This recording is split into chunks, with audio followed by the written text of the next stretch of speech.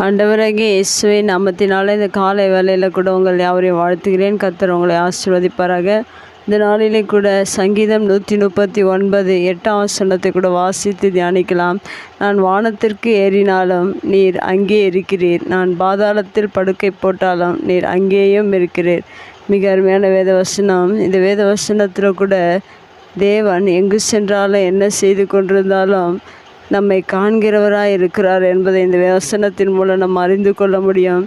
ஏனென்றால் எல்லாவற்றையும் தேவன் அறிந்திருக்கிற ஒரு மனிதனுடைய வாழ்க்கை தாயின் கருவில் உருவானது முதற்கொண்டு நாம் அறிக்கிற வரைக்கும் எல்லாவற்றையும் அறிந்த தேவன் என்று தாவீது நன்றாக அறிந்து வைத்திருப்பதினால் எந்த இடத்துல நாம் அவருக்கு மறைவாக இருக்க முடியாது. ஒருவேளை வானத்தில் சென்றாலும் இல்லை பாதாளத்தில் சென்றாலும் எல்லா சூழ்நிலைகளையும் எல்லாவற்றையும் அறிந்த தேவன் ஒருவர் உண்டு என்பதை அறிந்துதான் இந்த வார்த்தை அவர் சொல்கிறார்.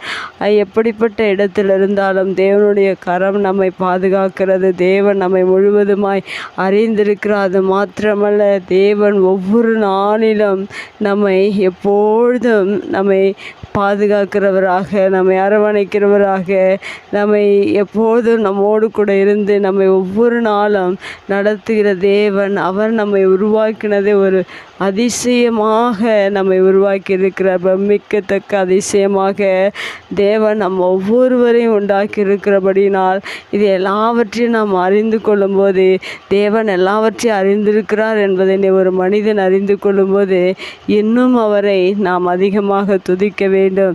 இன்னும் அவருடைய கிரியைகள், அவருடைய மகத்துவங்கள், அவருடைய வல்லமைகள் எல்லாவற்றையும் உணர்ந்து ஒவ்வொரு நாளும் துதிக்கிற பிள்ளைகளாக இருக்க வேண்டும். ஏனென்றால் அவர் எல்லாவற்றையும் தேவன் அறிந்தவர். நம்முடைய கருவை கண்ட தேவன், நம் தாயின் கருவில் உருவாகும் முன்னே நம்மை தெரிந்து கொண்ட தேவன். அதனால் நாம் ஒவ்வொரு காரியங்களையும் அவர் அறிந்து நாம் உட்கார்ந்தாலும் எழுந்தாலும் என்ன செய்து கொண்டிருந்தாலும் தேவன் நம்மை அறிந்திருக்கிறார். ஒருவேளை நம்முடைய சிந்தனையில் நினைக்கிற காரியங்களை கூட அவர் அறிந்திருக்கிறார். நம்முடைய நாவில் சொல் பிரவாதத்திற்கு முன்னே நம்மை அறிந்திருக்கிறார். நம்முடைய அறிவுக்கு அவருடைய அறிவுக்கு மிகவும் எட்டாத உயரமாக இருக்கிறார். அப்படிப்பட்ட தேவனை நாம் ஆராதித்து கொண்டிருக்கும் போதுதான் தேவன் நம்மை ஆசீர்வதிக்கிறார். நாம் அவருக்கு மறைவாக ஒன்றும் செய்ய முடியாது. ஏனென்றால் எல்லாவற்றையும் அறிந்திருக்கிறார்.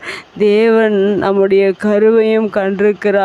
நம்முடைய அவயவங்கள் ஒன்றும் உருவாகாத போதே நம்மை அறிந்திருக்கிறார்.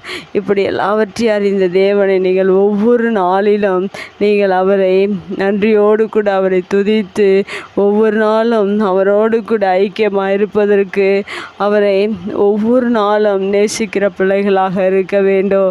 ஒருவேளை நமக்கு அவருக்கு பிடிக்காத காரியங்கள், வேதனை உண்டாக்கும் வழிகள் ஒருவேளை இருக்கும் என்றால் அதையும் நாம் புறக்கணித்து தேவனிடத்தில் அவரோடு கூட ஐக்கியமாக இருப்பதற்கு நீங்கள் முயற்சி எடுங்கள், பிரயாசம் எடுங்கள்.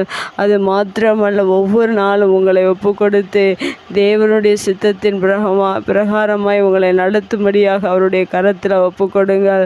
நித்திய வழியில் நம்மை நடத்தும்படியாக அவரிடத்தில் நாம் ஒவ்வொரு நாளும் தாவீது தன்னை ஒப்பு கொடுத்து ஜெபித்தது போல நம்முடைய வாழ்க்கையில் நாமும் கூட தேவன் என்னை குறித்து எல்லாவற்றையும் அறிந்திருக்கிறார், என்னை பாதுகாக்கிறார், எல்லாவற்றையும் செய்கிறார் என்று அறிந்து அவரை துதித்து அவரோடு கூட ஐக்கியப்பட்டு அவர் நம்மை நடத்தும்படியாக, நித்திய வழியில் நடத்தும்படியாக தாவீது சொன்னது போல நீங்களும் உங்களையும் அர்ப்பணித்து ஜெபித்து நீங்கள் அவரோடு கூட வாழுங்கள். ஏனென்றால் எல்லாவற்றையும் தேவன் அறிந்திருக்கிறார் என்பதை நாம் ஒருபோதும் மறந்து போகாதபடிக்கு இந்த பூமியில் வாழ வேண்டும்.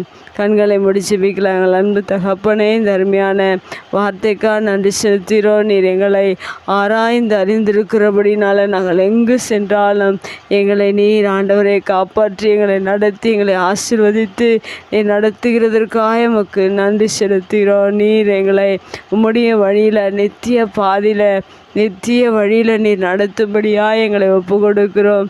ஒருவேளை எங்களிடத்தில் வேதனை உண்டாக்கும் வழிகள் உண்டோ என்று பார்த்து நீர் ஆண்டவரை ஒவ்வொரு நாளும் சுத்திகரித்து எங்களை பரிசுத்தப்படுத்துவீராக. இயேசுவின் நாமத்தில் ஜெபங்களும் நல்ல பிதாவே, ஆமேன்.